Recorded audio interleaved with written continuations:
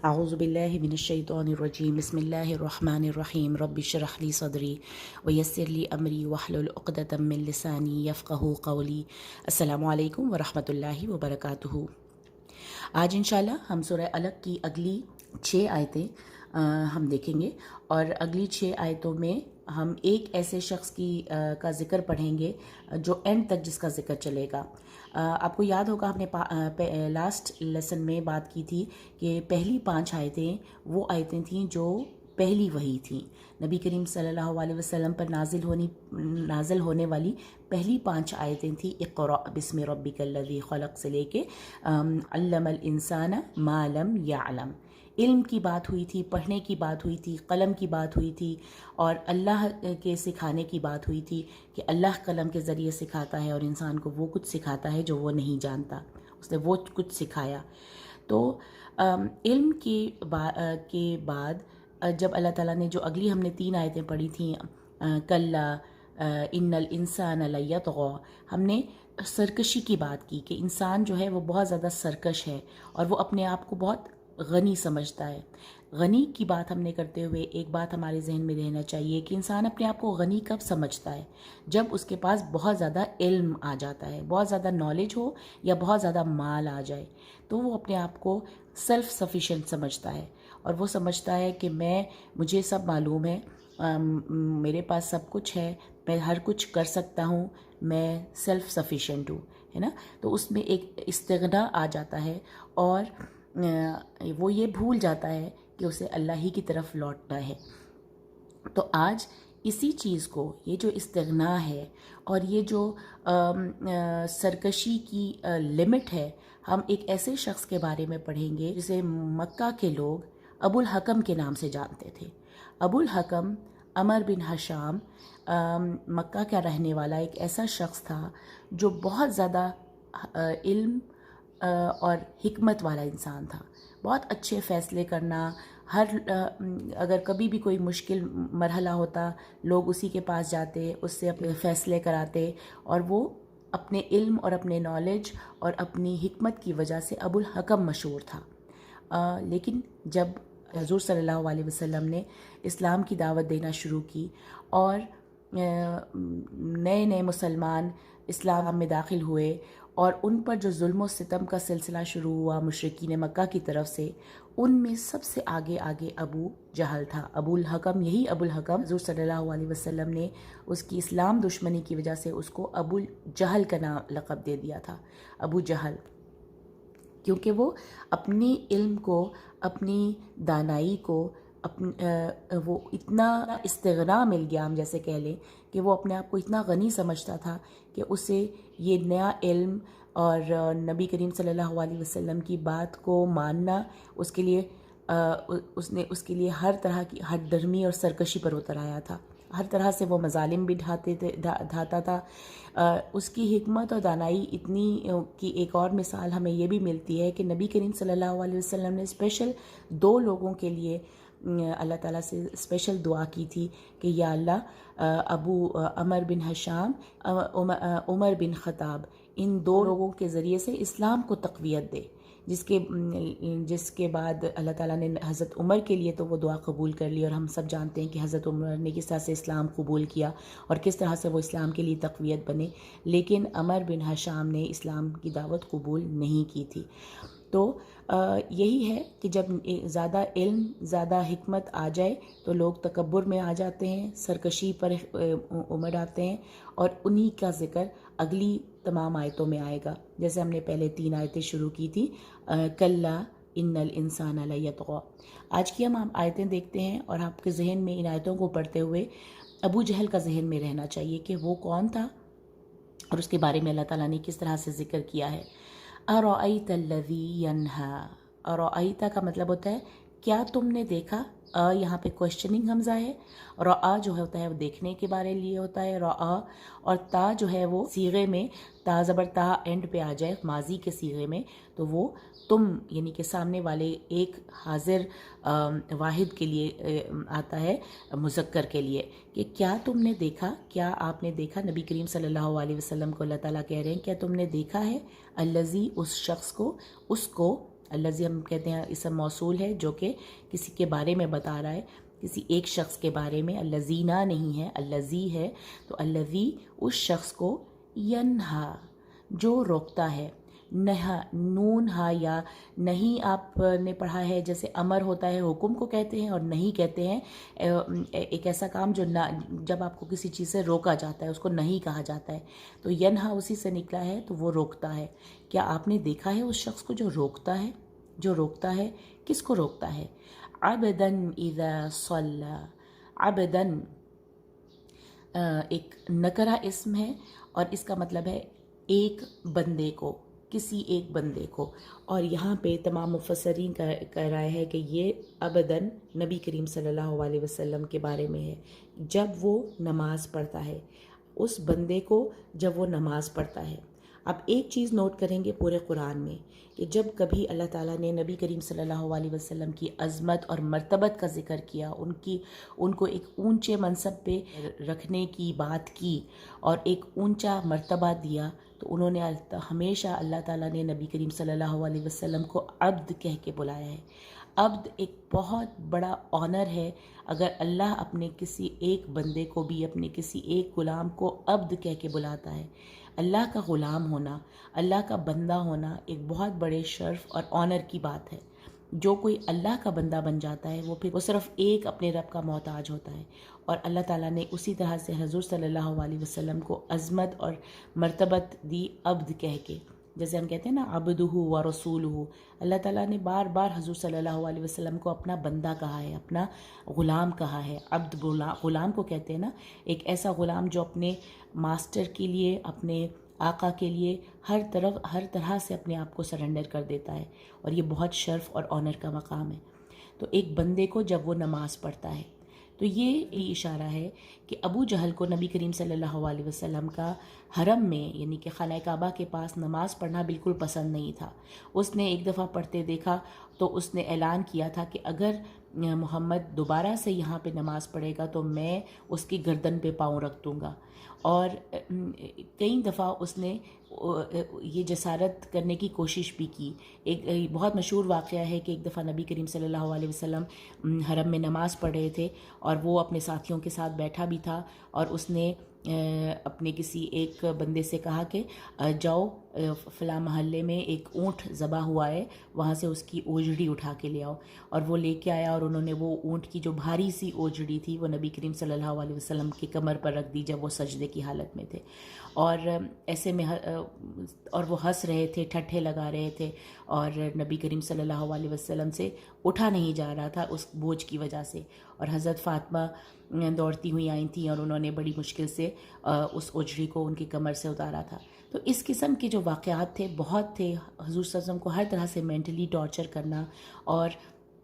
ان کو ان کی مشن سے روکنے کی ہر طرح سے کوشش کی گئی تھی. اور نبی کریم صلی اللہ علیہ وسلم وہ تمام مظالم سہ بھی رہے تھے، لیکن وہ ٹائم تھا جب اللہ تعالیٰ کی طرف سے صبر کا حکم تھا نئے اسلام قبول کرنے والوں کے لیے بھی، اور نبی کریم صلی اللہ علیہ وسلم بھی بہت صبر کے ساتھ ان کی یہ زیادتیاں برداشت کر رہے تھے. لیکن ٹرننگ پوائنٹ آیا تھا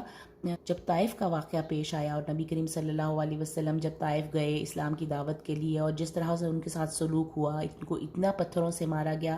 کہ وہ لہو لہان ہو گئے تھے. اس واقعے کے بعد جب نبی کریم صلی اللہ علیہ وسلم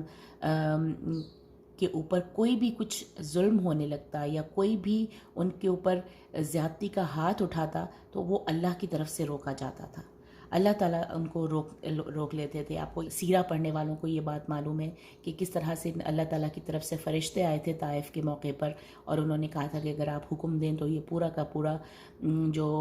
بستی ہے اس کو 2 پہاڑوں کے درمیان کو جل دیا جائے. لیکن نبی کریم صلی اللہ علیہ وسلم نے اس کو منع کر دیا تھا. اور یہ واقعہ بھی جو اب مینشن ہونے والا ہے اس وقت وہ اسپیشلی جو آخری لاسٹ آیتیں ہیں ان میں جو ذکر پڑھیں گے تو یہ ہمیں علماء کا خیال یہی ہے کہ یہ تب نازل ہوئی تھی جب واقعہ طائف کے بعد اللہ کی طرف سے حضور صلی اللہ علیہ وسلم کو پروٹیکشن ملتی تھی. اگر ان کی طرف کوئی بھی ہاتھ بڑھاتا تھا تو اللہ ہی کی طرف سے ان کو روکا جاتا تھا. اور کتنے ہی واقعات ہم نے سیرہ میں پڑھے ہیں کہ جب واقعہ طائف کے بعد جب حضور صلی اللہ علیہ وسلم کی طرف کوئی بھی میلی آنکھ اٹھی اللہ تعالیٰ کی طرف سے وہ روکی گئی. تو ہم یہاں پہ دیکھ رہے ہیں کہ اللہ تعالیٰ یہاں پہ مینشن کر رہے ہیں ارأیت الذی ینہا عبدا اذا صلی، کیا تم نے ایسے شخص کو دیکھا جو روکتا ہے میرے ایک بندے کو جب وہ نماز پڑھتا ہے. تو ہمیں بات یہاں پہ عبدن جب بھی آئے اور نبی کریم صلی اللہ علیہ وسلم کا ذکر ہے. آگے اللہ تعالیٰ نے لیکن 2 آیتیں ہیں جو کہ ہیں ارأیت ان وہ تھا ارأیت الذی. اب ارأیت ان کان علی الہدی او امر بالتقوی، کیا تم نے دیکھا کہ اگر کان علی الہدی وہ ہوتا، علی الہدی ہدایت پر. اب یہ دیکھیں یہ نا ضمائر میں بات ہو رہی ہے، وہ ہوتا،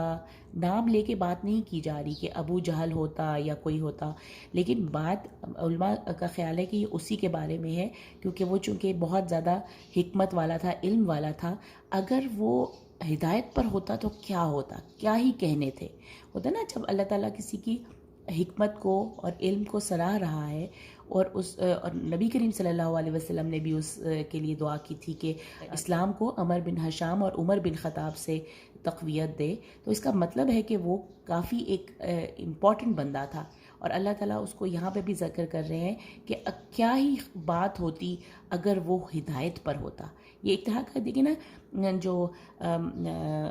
کلام کا جو ایک اسلوب ہے وہ یہی شو کر رہا ہے کیا ہی اچھا ہوتا. ورنہ تو ارائیتا کا مطلب ہم نے اوپر بھی پڑھا ہے کہ کیا آپ نے دیکھا، لیکن میننگ کے لحاظ سے یہ معنی بھی بنتے ہیں کہ کیا ہی بات ہوتی کہ اگر وہ ہدایت پر ہوتا. ان کان علی الہدی، اگر ہوتا وہ ہدایت پہ تو تم دیکھتے، اگر وہ ہوتا ہدایت پہ، او امر بالتقوی، یا وہ حکم دیتا بالتقوی، تقوی کا یعنی اللہ سے ڈرنے کا وہ بھی حکم دیتا، تو کیا ہی بات ہوتی. دوبارہ سے ایک اس کی الٹ کی بات ہو گئی. ارأیت ان کذب وتولی، اور کیا ہی بات ہے، اور اب تم دیکھ رہے ہو کہ ان کذب وتولی، اگر وہ اس نے جھٹلایا اور اس نے منہ پھیرا. تو اس بات سے اور اس بات پہ سے ابو جہل نے یہ پسند کیا، کذب وتولی، اس نے انکار بھی کیا تھا، اس نے جھٹلایا بھی تھا اور منہ بھی پھیرا تھا. ارأیت ان کذب وتولی الم یعلم بان اللہ یری، الم کیا نہیں حمزہ جیسے ارأی میں جو ہے وہ حمزہ کوشچننگ حمزہ ہے اور لم نہیں کے لیے ہوتا ہے، تو یہ ایک مطلب بنتا ہے کیا نہیں، یعلم وہ جانتا. لم ہمیشہ اپنے آگے آنے والے مضارع کو وہ کر دیتا ہے، جزم دے دیتا ہے. یعلمو نہیں ہے، یعلم ہے. الم یعلم، کیا وہ نہیں جانتا، بِأَنَّ اللَّهَ یَرَى، جس کو جاننا ہے وہ باقی پریپوزیشن کے ساتھ آتا ہے کہ بے شک، کہ بے شک اللہ، انا کے بعد اللہ جو ہے وہ حالت نصب میں ہے، زبر کے ساتھ آ رہا ہے. بِأَنَّ اللَّهَ یَرَى، کہ اللہ دیکھ رہا ہے، یعنی کہ وہ جو جھٹلا رہا ہے اور منہ پھیر رہا ہے، کیا وہ یہ نہیں جانتا کہ اللہ سب کچھ دیکھ رہا ہے. تو یہ جو دونوں آیتیں ہیں، یہ دونوں آیتیں ابو جہل کے ہی بارے میں ہیں. کیا ہی اچھا ہوتا کہ اگر وہ ہدایت لے آتا، کیا تم دیکھتے اگر وہ ہدایت لے آتا اور لوگوں کو حکم دیتا تقوی کا، اور تم دیکھتے کہ وہ کذب وتولی، اس نے جھٹلایا اور اس نے منہ پھیر لیا. الم یعلم بان اللہ یری، کیا وہ نہیں جانتا کہ اللہ سب کچھ دیکھ رہا ہے. تو یہ ابو جہل ہمارے ذہن میں رہنا چاہیے. ابو جہل کے بارے میں آیتیں ہیں، اور یہ ابداً جو ہے نبی کریم صلی اللہ علیہ وسلم کے بارے میں ہے. اور یہ پورا واقعہ انشاءاللہ نیکسٹ ٹائم آپ کو بتاؤں گی کہ کیا ہوا تھا اور کب جب اس نے حضور صلی اللہ علیہ وسلم کو نماز پڑھتے ہوئے جب ان کے گردن پر پاؤں رکھنا چاہا تو اس نے کیا ایکسپیرینس کیا، وہ ہم انشاءاللہ نیکسٹ لیسن میں پڑھیں گے، اور انہی کے بارے میں وہ آیتیں بھی ہیں۔ ارأیت الذی ینہا، نون کا یہاں پہ غنہ نہیں کرنا کیونکہ یہاں پہ اظہار ہو رہا ہے نون کا، ینہا، اور ہر آیت دیکھیے اب ٹو آیت پہ ٹو حرکہ پہ رک رہی ہے، ختم ہو رہی ہے، تو اس سے بھی یہ پتہ چلتا ہے کہ یہ تمام آیتیں ایک ساتھ نازل ہوئی تھیں۔ عبدا اذا صلی، ارأیت ان کان، یہاں ہم غنہ کریں گے، اخفا کا غنہ ہوگا، او امر بالتقوی، ارأیت ان کذب، یہاں پہ بھی اخفا کا غنہ ہے کاف کی وجہ سے، علم یعلم بان، یہاں اخفا شفوی ہے، میم اور با جب ایک دوسرے کے قریب آتے ہیں ایسے کہ میم ساکن ہو اور با متحرک ہو تو اخفا شفوی ہوتا ہے، پیپر گیپ کے ساتھ ہم یعلم ٹو حرکہ غنہ دیتے ہیں۔ ان، نون کے اوپر بھی شدہ ہے، یہاں پہ بھی ہم نے غنہ دینا ہے، ان اللہ یرا، یرا وہ دیکھ رہا ہے۔ تو آئی ہوپ کہ آپ کو یہ آیتیں ایزی لگیں گی، بہت ہی زیادہ ریدمک ہیں، بہت جلدی یاد ہونے والی ہیں، لیکن آپ ضرور اس کی تفسیر سنیے اور ان کی میننگز آپ کو معلوم ہونے چاہیے۔ ارائیت الذی اور ارائیت ان، ارائیت ان، یہ تین حفظ کرنے والوں کے لیے امپورٹنٹ پوائنٹس ہیں کہ دو آیتیں ارائیت ہے، ارائیت الذی سے شروع ہو رہی ہے، عبدا اذا صلی، ارائیت ان کان علی الہدی، ہدایت کی بات ہوئی، امر بالتقوی کی بات ہوئی، اس کے بعد ہے ارأیت ان کذب وتولی، علم یعلم بان اللہ یرا۔ تو یہ بہت زیادہ ان کو دہرائیے، بہت بار بار ان کو زبان سے ادا کرنے سے انشاءاللہ یہ بہت جلدی آیتیں یاد ہوتی ہیں، لیکن کوشش کیجئے کہ ان کی میننگز آپ کو یاد ہوں، اور ابو جہل کے بارے میں ضرور پڑھیے اور تفسیر جو ہے اس پوری صورت کی ضرور سنیے، بہت ہی پیاری پیاری باتیں پتہ چلتی ہیں نبی کریم صلی اللہ علیہ وسلم کی زندگی میں، کیونکہ دیکھیں نا یہاں سے جو آخر تک جتنے بھی ابھی ہم اب جتنی صورتیں کرتے آ رہے ہیں ان سب میں حضور صلی اللہ علیہ وسلم کی زندگی سے کوئی نہ کوئی واقعہ ان صورتوں سے ہمیں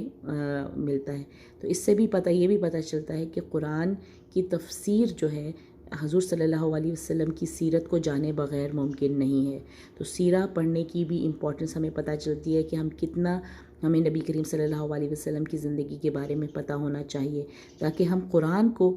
ان کی زندگی سے ریلیٹ کر سکیں کہ وہ کب یہ آیتیں نازل ہوئیں، ان کا پیچھے بیک گراؤنڈ کیا تھا، شان نزول کیا تھا، تو یہ چیزیں بہت امپورٹنٹ ہیں۔ آئی ہوپ آپ کو یہ آیتیں ایزی لگیں گی، انشاءاللہ نیکسٹ لیسن میں ہم اس صورت کو کمپلیٹ کر لیں گے۔ جزاک اللہ خیر، السلام علیکم ورحمۃ اللہ وبرکاتہ۔